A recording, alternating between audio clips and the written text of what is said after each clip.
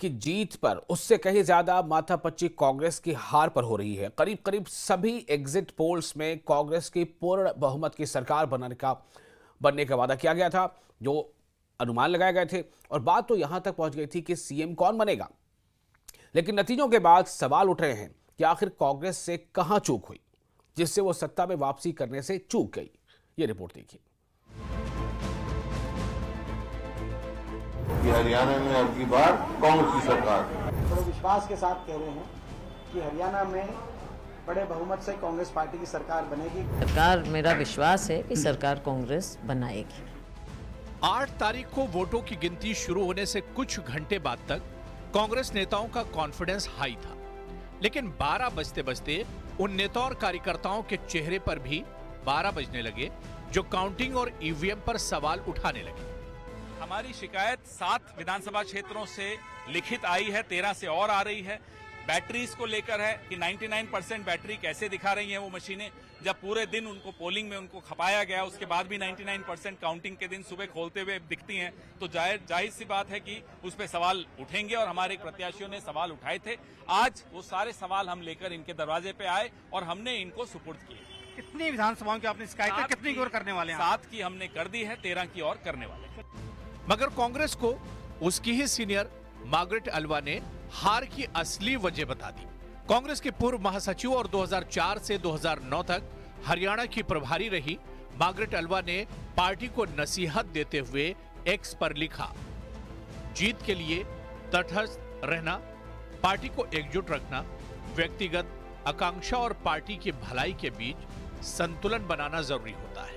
इस चुनाव में हम वो संतुलन बनाने में नाकाम रहे। बड़ी संख्या में उतरे बागी उम्मीदवार खराब प्रबंध की तरफ इशारा करते हैं। छोटे मोटे सार्वजनिक झगड़े, झूठी शेखी बघारना और एक अभियान जिसने कई वर्गों को असुरक्षित बताते हुए एक निश्चित जीत को हार में बदल दिया। मार्गरेट अल्वा ने जिस गुटबाजी की तरफ इशारा किया, उससे ही असंध सीट से अपनी और प्रदेश में पार्टी की हार की वजह बताते हुए कांग्रेस उम्मीदवार शमशेर गोगी ने खुलेआम कह दिया, शैलजा जी बीच में प्रचार से में नहीं गई हरियाणा, उसका नुकसान हुआ। दलितों का वोट बिल्कुल नहीं, मेरे को ही नहीं मिला जी। उन्होंने कांग्रेस को ही दोषी मान लिया। तो हारी तो कांग्रेस ही है ना? हारी भी कांग्रेस इसीलिए हारी है। क्या हुडा? वो तो वही है, सामने दिखाई दे रही है। भाई कांग्रेस अगर कांग्रेस की तरीके से इलेक्शन लड़ती, कांग्रेस नहीं थी वहां। कौन था? सिर्फ हुड्डा, बापू बेटा। कांग्रेस में भूपेंद्र सिंह हुड्डा, शैलजा और सुरजेवाला गुट का झगड़ा टिकट बंटवारे के बाद से ही सामने आ चुका था, जो सीएम पद पर शैलजा की तरफ से अपनी दावेदारी पेश करने के बाद इतना बड़ा कि कुछ नेताओं ने शैलजा के खिलाफ जो टिप्पणी की, बीजेपी ने उसे दलित अस्मिता से जोड़ते हुए अपना हथियार बना लिया। लगातार तीसरी बार चुनकर आना ऐतिहासिक है। कांग्रेस का पूरा इकोसिस्टम, अर्बन नक्सल का पूरा गिरोह जनता को गुमराह करने में जुटा था, लेकिन कांग्रेस की सारी साजिशें ध्वस्त हो गई। उन्होंने दलितों के बीच झूठ फैलाने की कोशिश की, लेकिन दलित समाज ने इनके खतरनाक इरादों को भांप लिया। दलितों को एहसास हो गया कि कांग्रेस उनका आरक्षण छीनकर अपने वोट बैंक को बांटना चाहती है। आज हरियाणा के दलित वर्ग ने बीजेपी को रिकॉर्ड समर्थन दिया है। हरियाणा के ओबीसी बीजेपी के विकास कार्यों को देखकर उसके साथ है। कांग्रेस के हार के पीछे कई और फैक्टर भी रहे।